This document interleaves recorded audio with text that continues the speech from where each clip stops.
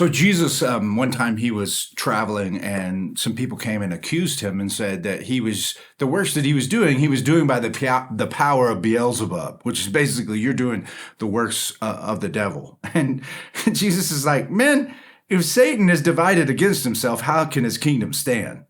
And he goes on to use this illustration of a strong man. He said, if you enter a strong man's house and you're going to plunder him and take all his stuff, first you got to bind the strong man.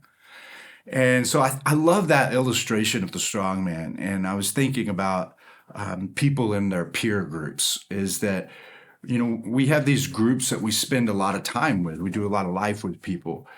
And especially when it comes to the realm of being a student, is that, your peers have such a powerful influence on your life.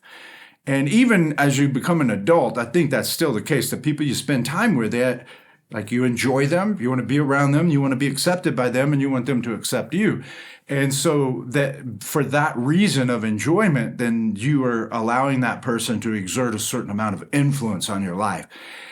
And I think what we have to be careful about as believers who are trying to walk with the Lord, trying to honor him, trying to bring glory to him as we walk out our obedience, is that we have to understand that, man, we need in our peer groups, we need strong men. We need strong women. We need to look for and search for the strong man. Because if there's a strong man in the Lord there, then that means that that group is going to be heavily influenced. If they're identified with Christ, they're going to be heavily influencing all of the group for the sake of the gospel.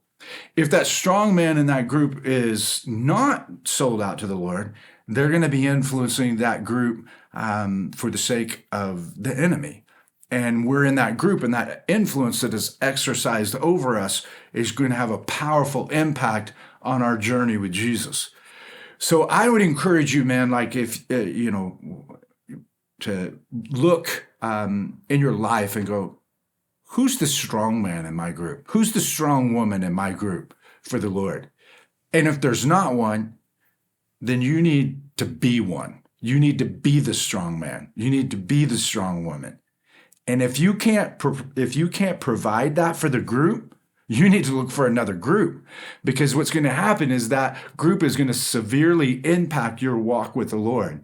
And you need to be in a group with another strong man or another strong woman until you become the strong man or the strong woman and can provide that for someone else. And so we need to be really observant of who we're spending our time with and how that's impacting our lives. And I think it's a very healthy question for us to ask. Does my group have a strong man?